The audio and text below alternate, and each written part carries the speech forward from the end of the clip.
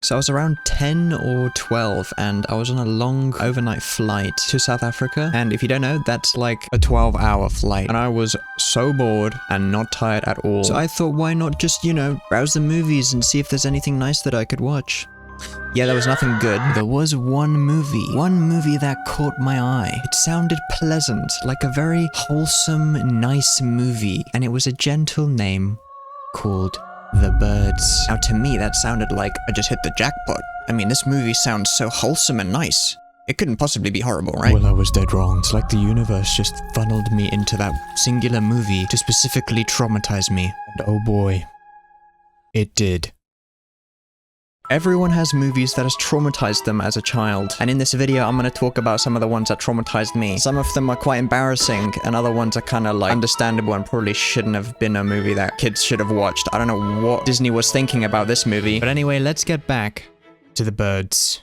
So this movie starts with a girl who looks like Marilyn Monroe going to collect some birds. So when the lady goes off and sees where the birds are at, this other guy comes around. So you got Prince Charming and then you got Marilyn Monroe. So, you know, you pretty much, you know where this is going. You know, he kind of plays a really bad card and just assumes she works there. So then she plays along with it for some reason. I don't actually know why. But he's looking for 2 lovebirds for his daughter. And then she's just, you know, bringing him around, just trying to figure out where the lovebirds are at. She's basically just like wasting his fucking time. Turns out, he actually knew she didn't work there. He just did that to mess around with her. But he did actually need the lovebirds. Important information. Okay, remember this. So then he leaves without the lovebirds. I don't understand that. But then apparently he left an impression on her. So then she decides she's gonna surprise him with the lovebirds. That's why this movie is called The Birds. You get it? Well, that's what I thought. So she gets the lovebirds and heads to his apartment. How did she get his apartment? Well, she actually took down his number plate and called a contact she had to get his address, which is, I'm pretty sure that's illegal. But it's for romance, so it's fine. Just like stalking. I do that every Friday and it's for romance. So it's fine, guys. Stop judging me for it. So apparently this guy is not at his apartment, he's at his other home, which is 60 miles away, and he won't be back for the whole weekend. So then she decides to drive 60 miles to where he is. She doesn't know where his home is. She's gonna figure it out when she's there. Which is like, this is some next level romance. Like, this is borderline like stalking, isn't it? What if I told this story with creepy music? So after tracking his number plate and going to his home, she found out he wasn't there. After talking to the neighbor, she found out he lived way out into the countryside and was willing to travel miles and miles to find him and give him his gift. As she arrived, she entered into a general store to ask around to see where this guy lived, and she found where he lived. He lived across the lake, and to make sure the surprise was extra special for the daughter, she went to his daughter's teacher's house to figure out what her name was. They're going to love me so much, she thought with great creeps. After finding her name, she decided to sail across the lake to try and surprise him with his gift. When she saw that they were in the barn, she quickly went into their home to plant the gift. And then she quickly got the frick out of there. But oh boy, it was love. Turns out he saw her and drove all the way around to meet her, and then she got attacked by a bird when she got off. But we're focusing on the romance here, alright? Stop getting sidetracked. Anyway, they go into a cafe and he makes sure she's alright and she is alright, and you know, they get talking, and eventually a dinner invitation. Wow, this is a true romance story, huh? She meets the daughter, she meets the mother-in-law. Not yet. Getting ahead of myself there. Whew. And honestly, this is not bad so far. This is probably one of the best romance movies I've ever seen. Just remember, this movie traumatized me, okay? But anyway, she ends up leaving. The little girl invites her to her birthday, but she can't stay. She's got important stuff to do, alright? If she does all of this, think about all of the other people she has to stalk. She's got an image to uphold, alright? But anyway, she's actually staying with the teacher. I didn't tell you that, but she is. She's also a compulsive liar, but we're not gonna get into that, alright? Remember, I said focus on the romance, and little Franz is watching, and he's actually enjoying this movie a lot. Taking notes of how he's gonna stalk in the future. Very important stuff. You don't want to do that wrong, otherwise jail. But anyway, the guy calls her and she decides to actually come to the birthday. So they walk up onto a hill, they look out at the view, and they share quite a romantic moment together. and then all the kids get attacked by birds. But I said focus on the romance here. What honestly, at this point, little Franz is so confused. What is going on with the birds? Like, this romance movie's got just really weird birds. Anyway, they go inside because they don't want to get attacked by birds, which is honestly reasonable. But you know, they try to make the most of it, trying to have a nice evening. And then another totally normal occurrence happened where a bunch of birds just flew in through the chimney. You know, that happens. So all this happened with the birds, but like nothing's clocking in my brain. I'm just thinking there's no way this movie is turning into like a weird bird movie. Like, this is just a romance movie. That's what it is. It's just a weird romance movie. You know, that's what I'm thinking. Okay, but you know, whatever, right? The next day rolls around and then the mum decides to go to drop off Lucy and go to one of the people's farms. So, you know, I'm like 9 or something and watching this movie, but just bear that in mind, right? I'm still thinking this is a romance movie. You know, I haven't seen anything too crazy yet. So she walks in the house and she, you know, is like, where's my friend? Where's he at? What? Going from room to room, and eventually she finds one room in particular in a bit of a state, and that's where you see it. Little Franz is now traumatized.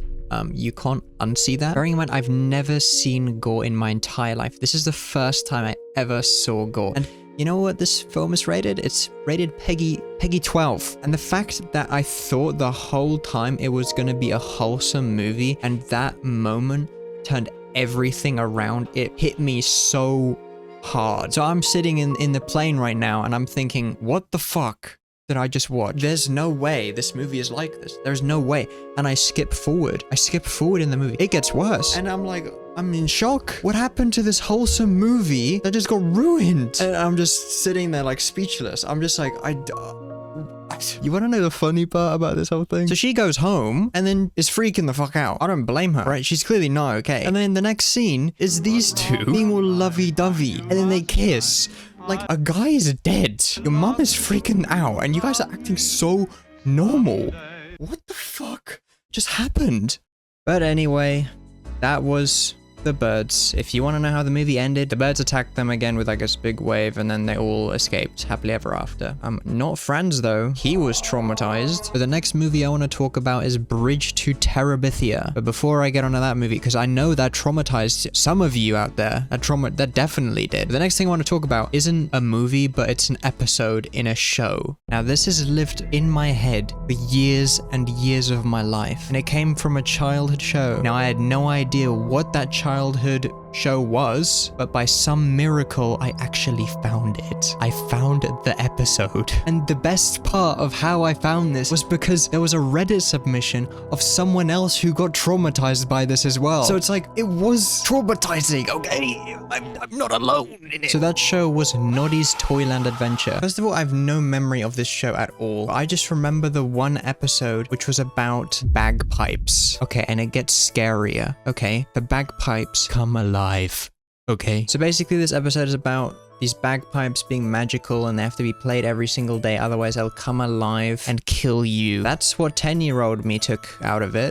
But you know, apparently they just need to be played every day because they love music, which I think is just a fucking cover story, all right? Those things are out for blood. Just listen to this. Like, imagine if you're in the woods, right, and you just hear this sound.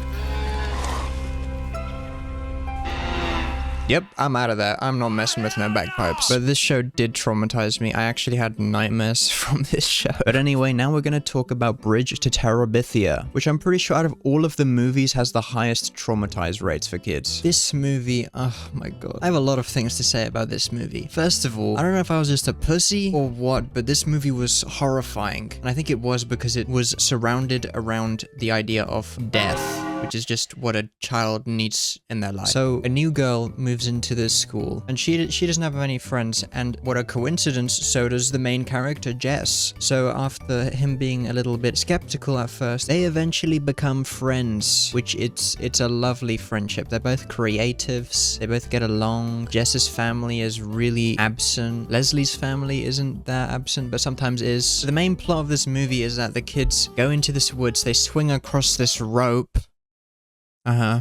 Yeah. a rope into this new land where they get magical powers, and there's big trolls and flying beetle knights, which is pretty epic, not gonna lie. Type of place I would have wanted visited as a kid. But in these woods, it's not all sunshine and rainbows, because something else lurks in these woods. Now, this demon monster, I think it was the most scary thing that I had seen in my life up until that point. Which I don't know why. I think as the movie progressed, it solidified my fear in it. But this entity that just warped through the woods, that just constantly lurks, that really, you know, that fucked me up. But this entity was the villain of Terabithia, so it made its occurrence throughout the whole movie quite a couple times. I think what made it even worse is that, like, I really liked these characters because they were so innocent and wholesome, and I related to them because I was like the same age as they were. But it's just really too wholesome. They just build each other up as people as the whole movie progresses. So Jess battles with this creativity versus reality. His dad is the image of the brutal reality of the world, and Leslie is like the fantasy, creative, imaginative side. And the whole movie wrestles between these two ideas. And that's what Jess does in the movie, is at some points he leans towards this imaginative, creative side too much. And then on other times he leans towards this serious, brutal way of the world. And then towards the end, that's when he really figures out how to be himself.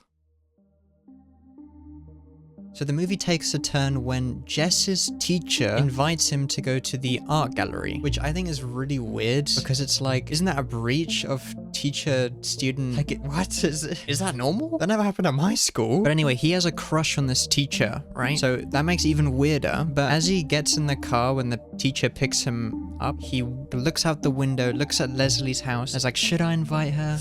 But then it's not a date between the teacher, which he obviously has a chance. But anyway, he goes with the teacher to the art gallery and he has a really great time, and because he's an artist, he loves drawing, but Jess and Leslie normally do everything together, so this was like the one thing that he didn't do with Leslie. So after that art gallery trip, they head back, she drops him off, he walks into the house, and he's greeted by his parents who look incredibly worried, and it seems like something terrible happened. What's going on?